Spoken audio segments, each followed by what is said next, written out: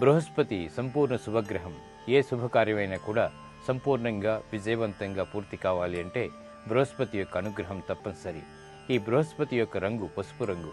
మరి గురువారం నాడు మీకు అనుకూలించాలంటే ఎటువంటి ప్రక్రియలు చేపట్టాలి, తద్వారా బృహస్పతి యొక్క అనుగ్రహాన్ని, శుభ ఫలితాలని మనం ఎలా పొందగలుగుతామో పరిశీలిద్దాం.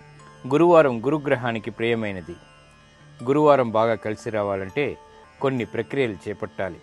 గురువారం నాడు ఉదయం లేదా సాయం సమయంలో షిర్డీ సాయి లేదా దత్తాత్రేయ స్వామి లేదా రాఘవేంద్ర స్వామి మందిరాలని దర్శించడం మంచిది. గురువారం నాడు శనగల్ని ఉడకపెట్టి ప్రసాదంగా పంచితే శుభదాయకం. గురువారం పెట్టుబడులకు, ధన నిల్వలకు, ఆర్థిక సంబంధిత వ్యవహారాలకు చాలా మంచిది. అయితే దస్తావేజులు, ఒప్పంద పత్రాలు రాసుకోవటానికి గురువారం అనుకూలం కాదు. దక్షిణామూర్తి స్తోత్రం, సాయినాథుని స్తోత్రాల్ని పఠించడం వల్ల కార్యజయం ఏర్పడుతుంది. శనగపిండితో చేసినటువంటి వంటకాల్ని దైవానికి నివేదన చేస్తే గృహశాంతి ఏర్పడుతుంది. గురు చరిత్ర గ్రంథాన్ని గురువారం నాడు సాయి భక్తులకు దానాలు ఇవ్వటం ద్వారా కూడా మంచి ఏర్పడుతుంది. నవగ్రహ మంటపంలో గురుగ్రహం దగ్గర పసుపు వర్ణ ఒత్తులతో దీపారాధన చేయాలి. గురువారం పసుపు వర్ణ దుస్తుల్ని ధరించడం ఇంకా శుభప్రదం. గురువారం నాడు పడమట దిశగా 2 అడుగులు వేశాక మీ కార్యాల నిమిత్తం బయటకు ప్రయాణం అవ్వాలి.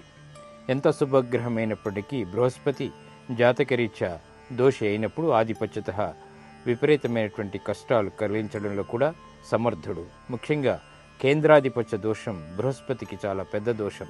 కేంద్రాధిపత్య దోషస్తు బలవాన్ గురు శుక్రయోహో అనేటువంటిది ప్రమాణం.